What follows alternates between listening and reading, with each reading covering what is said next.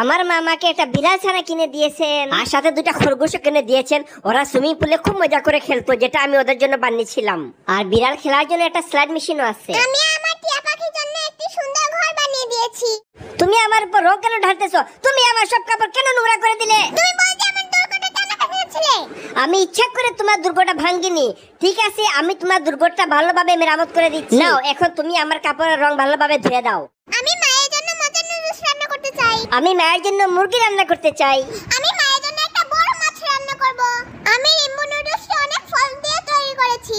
আমি নিজেই মুরগি খাঁচা থেকে মুরগি ধরে নিয়ে আসছি। আমি নিজেও নদী থেকে মাছ ধরেছিলাম। ব্যাঙটা আমার মুখে কামড় দিল, আম্মু বাঁচাও। আমি একটা ব্যাঙ দেখে গোপনে বাসায় নিয়ে আসছি। আর সেটা আমি কেকের মধ্যে রেখেছিলাম, ভাইয়া সেটা খেয়ে ফেলেছে। যখন আমার বোন ঘুমিয়ে পড়বে তখন আমি তার মাথায় ব্যাঙটা রেখে দিব। এত কেকে কিভাবে আসলো? কারণ আমি তোমার মাথায় যে ব্যাঙটা রেখেছি ওইটা কেকের তৈরি ছিল।